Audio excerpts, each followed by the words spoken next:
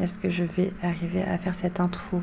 Bon, ça fait 5 ou 6 fois que j'essaie de refaire l'intro de cette vidéo, donc cette fois-ci c'est la bonne. C'est pas une intro habituelle, mais c'est pas non plus une vidéo habituelle.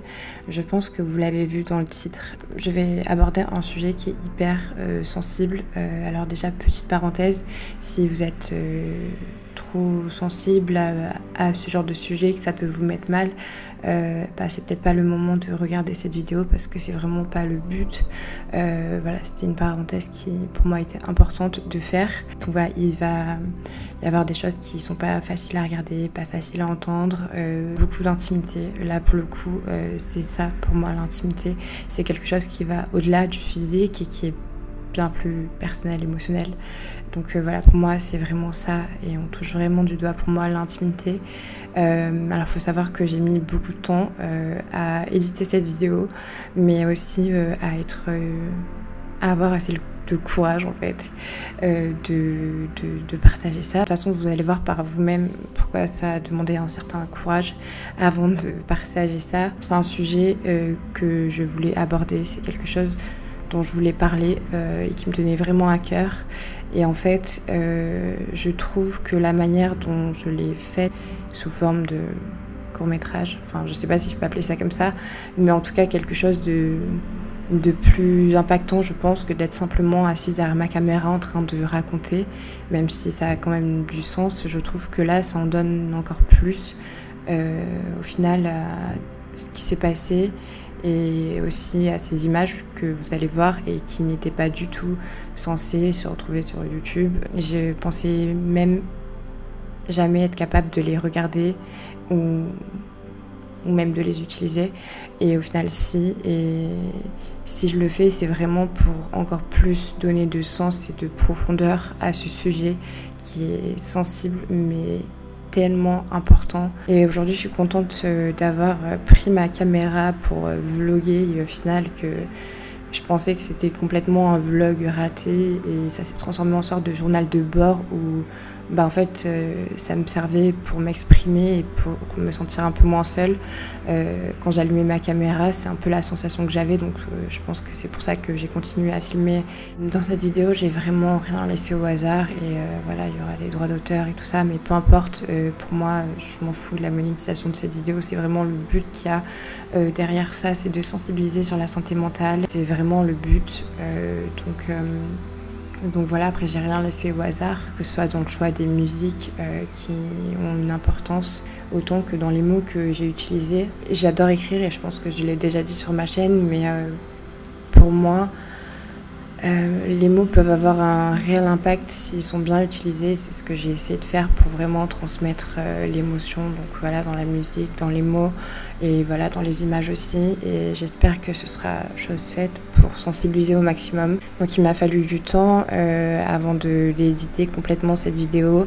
Les événements se sont passés en mars 2022 et j'ai eu l'idée d'utiliser ces images pour aborder ce sujet en juillet 2022 et aujourd'hui on est en janvier 2023, donc il y a eu quand même pas mal de temps qui s'est passé et voilà, c'est peut-être aussi pour moi une sorte d'exutoire.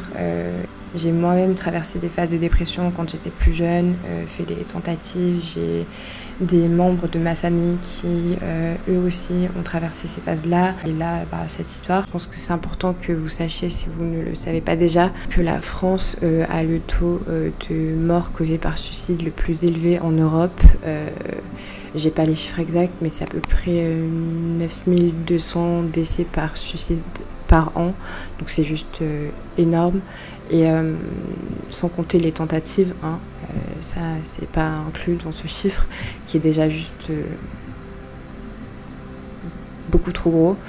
Je pense que c'est pour ça que chacun à notre échelle, si on peut en parler, sensibiliser et voilà, je sais que ça sauvera peut-être pas des vies, mais en tout cas si ça peut donner ne serait-ce que du courage, de l'espoir, c'est déjà énorme. Et merci d'avance si vous regardez cette vidéo en entière. Si vous traversez ça ou si vous connaissez des gens qui traversent ça, vous n'êtes pas tout seul et voilà, essayer d'être là pour les gens qui traversent ça. Surtout ne pas minimiser la santé mentale, les émotions et tout ça, ça a vraiment de l'importance dans ce monde où tout va trop vite et où on est tous hyper connectés. On a tendance un peu à s'oublier et parfois c'est important de se recentrer pour prendre soin de soi et de nos émotions. Je vous mets aussi, si jamais, des numéros qui peuvent être utiles. Ils sont là et ils sont à votre disposition.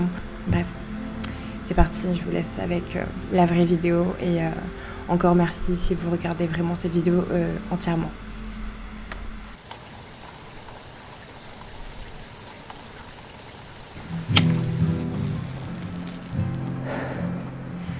Bon, je me lance parce que je me connais, si je réfléchis trop, je vais jamais commencer.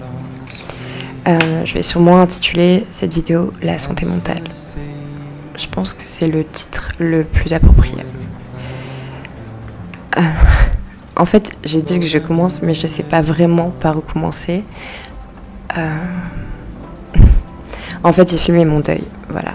Et là, t'es sûrement en train de te demander pourquoi ou trouver ça complètement étrange, mais pour me souvenir. On a toujours tendance à uniquement immortaliser et se souvenir des bons moments parce que les mauvais sont parfois trop douloureux. Et entre nous, il y en a plein qu'on aimerait oublier, mais ils sont là. Et j'ai appris que les bons moments ont bien plus de valeur quand on se souvient des mauvais, que rien n'est jamais tout blanc ou tout noir. Finalement, le bon et le mauvais font inévitablement partie de l'équation perplexe de l'expérience humaine. Et d'ailleurs, ça fait partie de cette loi de l'univers, la loi de la polarité. En fait, c'est une loi qui dit que toute chose a son opposé. Le bien, le mal, la lumière, l'obscurité. Et que rien ne peut exister si l'opposé n'existe pas. Et en vrai, je pense qu'il n'y a pas vraiment de bons ou mauvais moments. Il y a des émotions plus agréables que d'autres. Dans la peine et la douleur, là où la plupart des gens ils voient une fatalité, moi j'ai toujours vu une force.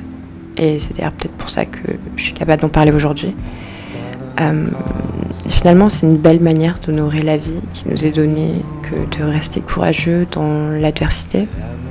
Et on peut aussi voir ça comme un exercice, être capable d'accepter ses émotions, quelles qu'elles soient, les regarder et se dire je fais mieux.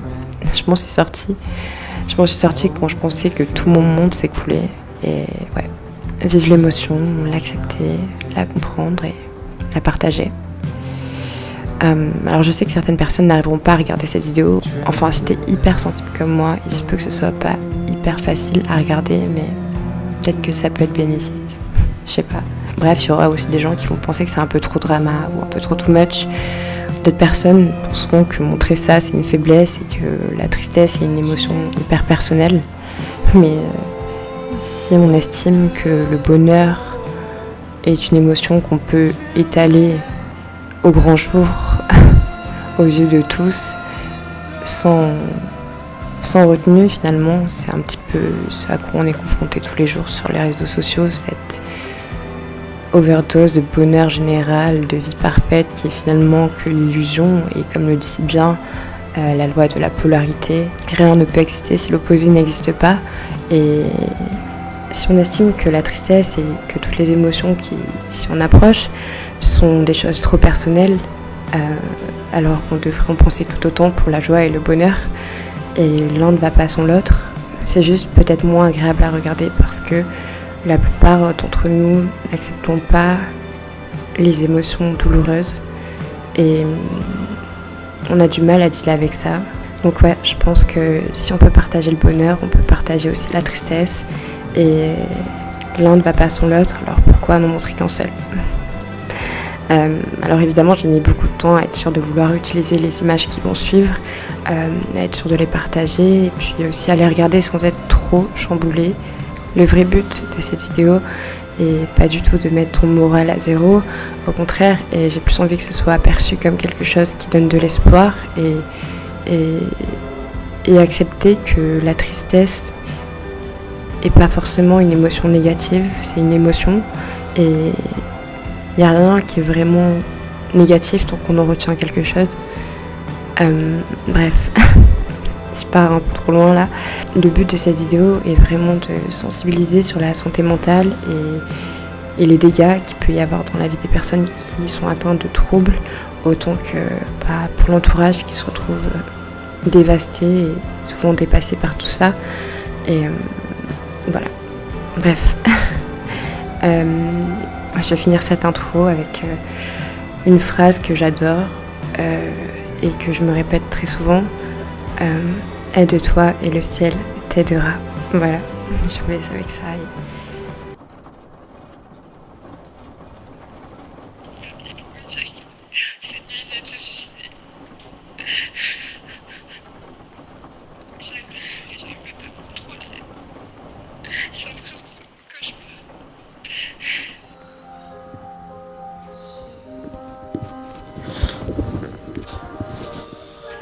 Je sais même pas pourquoi je prends ma caméra et que je filme ça. Peut-être que... Oh, ça m'appelle. Allô. Ça va? Ça va et toi? Ouais. J'ai réussi à me laver les cheveux, le temps mon linge. Je mange un petit peu. Il m'a proposé ce soir d'aller faire un bowling et tout. Il m'a dit si tu veux, je dis à personne et tout. Mais bon. Je sais pas si je vais me sentir tout ça. Franchement, Lola, même si t'es pas dans un truc, tu sais pas, tu t'en fous, va, sors. Reste pas chez toi. Sors, même si t'es dans des pensées, que t'es pas vraiment dans ce que tu fais, tout sors. Voilà, moi je te jure, voilà. Reste pas comme ça, reste pas dans ton truc. Sors devant des gens, devant tout le monde. Genre, même si tu pleures et tout, tu disais, tu vois, tu fais et ça va aller, d'accord. Tu sors et il faut que tu vois, genre, voilà, et que, tu vois, même si c'est 1 heure, tu vois, mais déjà rien. Ah, mais tu sais, j'ai l'impression que je suis perdue, genre, je sais pas ce que j'ai envie de faire. J'ai envie de sortir et en même temps, j'ai pas envie. Je sais pas, si je serais avec toi, je t'aurais dit allez viens on sort, tu vois. On va prendre un petit peu l'air, on va manger dehors, tu vois, genre. Mais en fait, le truc, c'est que j'ai envie de la faire. Je sais, mais je m'en fous, je t'aurais pris et je t'aurais dit viens, genre, je te changeais les idées, quoi, tu vois. Ça aurait été ça, moi, que j'aurais fait. Même si ça aurait pas duré longtemps, même une petite heure, tu vois, moi, je te pourrais changer les idées une petite heure. Tu vois.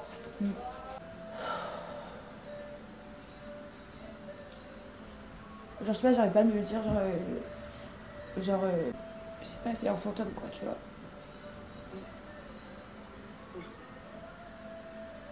Et genre, j'ai l'impression que... Je sais pas. Ouais, mais ça fait mal. Ouais, Comme ça, voilà. Je pense que c'est juste que c'est tellement triste. Ça peut que faire cet effet-là, tu vois. C'est triste au final. Genre, le fin mot de l'histoire, la finalité de cette histoire, c'est que c'est une fin triste. Tu vois ce que je veux te dire?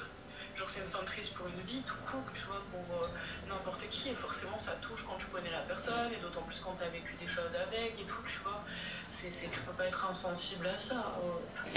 Non, tu vois, franchement, genre, tu vis ton deuil, tu sais quoi, dans 1 semaine, voilà, ce sera déjà plus clair dans ta tête, tu vois. oui, je sais. Mais j'ai déjà aligné, genre. Ah ouais, bien sûr. Je sais pas, j'ai l'impression que le monde s'est arrêté dans ma tête, genre, c'est horrible. Qu'il n'y a rien qui compte, que j'ai envie de rien, que... C'est pas facile, ma petite mèche. Bah, c'est un des trucs les plus hard que je me suis pris, quoi. Ah ouais, écoute, c'est pas évident, quoi. C'est pas évident.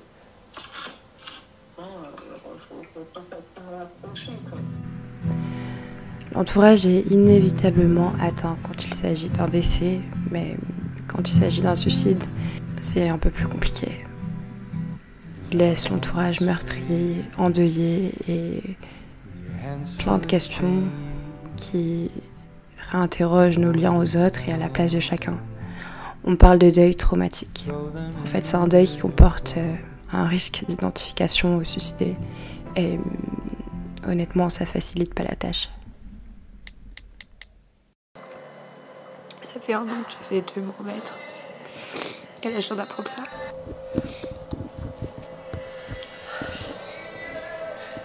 J'ai pleuré toute la journée. Et je me sens ridicule de filmer ça.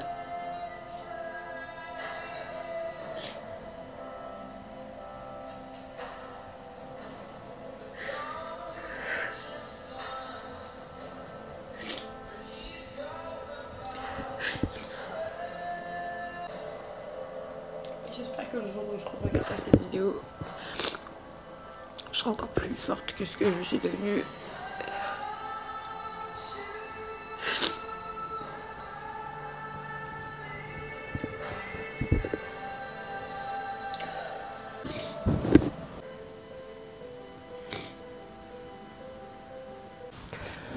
De base, je voulais prendre ma caméra pour commencer à vlogger parce que j'ai un tournage la semaine prochaine. Enfin, demain on est lundi. Et bon, c'est mon jour off, du coup je commence mardi. Et j'ai plein de textes à apprendre et je voulais faire un vlog là-dessus. Je vais essayer de vlogger, je sais même pas ce que je ferai de cette vidéo. Et peut-être que je ferai rien de cette vidéo. Parce qu'en plus de ça, il va y avoir les droits d'auteur, bref. Je reviens pas, je réalise pas qu'il est plus là, que tout ce qui s'est passé. Bref, je vais me préparer. Et je vais aller voir un peu Hugo. Ça va me faire du bien. J'ai passé littéralement ma journée à pleurer. Et je suis née tout rouge.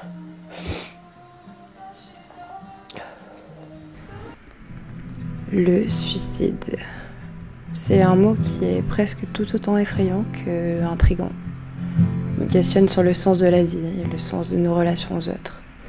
Cette violence retournée contre soi, cette détresse morale matérialisée, comme un acte dont l'évidence s'impose.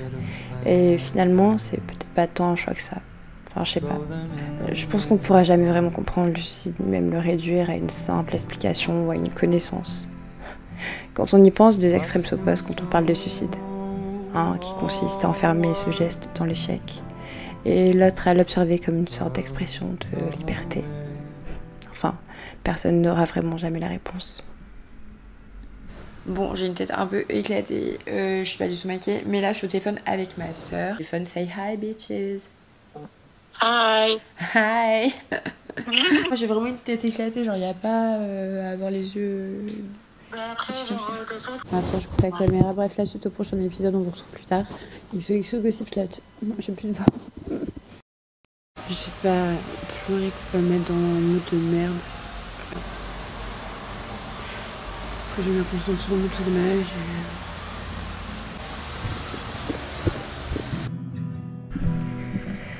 J'ai pleuré, pleuré et encore pleuré. J'ai même eu l'impression que mon cœur pouvait exploser, tellement la peine l'envahissait et c'était comme si chaque battement de mon cœur était une fraction de souvenir qui se ravivait. J'ai voulu hurler, en perdre la voix, anesthésier mes émotions. En fait, c'est un truc que je fais à chaque fois, ça. Je suis plutôt douée pour ça. Mais faut dire que là, ce coup-ci, j'avais pas vraiment le choix que de les affronter. Et on pourrait essayer d'anesthésier nos émotions de différentes manières. Et autant de fois qu'on voudra, mais elles disparaîtront pas. Et puisque la vie ne s'arrête pas pour ceux qui restent, j'ai décidé de me forcer à sortir, à être entourée. C'était pas facile et parfois j'avais juste une envie, c'était de rester au fond de mon lit et pleurer. Mais je me suis forcée et chaque pas était une petite victoire. C'est précisément à ce moment que j'ai décidé de vivre mon histoire et arrêter de la subir. Essayer de trouver du sens à ce qui se passe et si ça se présente à moi, alors je suis capable de le vivre. Voilà le sens que j'ai trouvé quand je n'en trouvais pas finalement.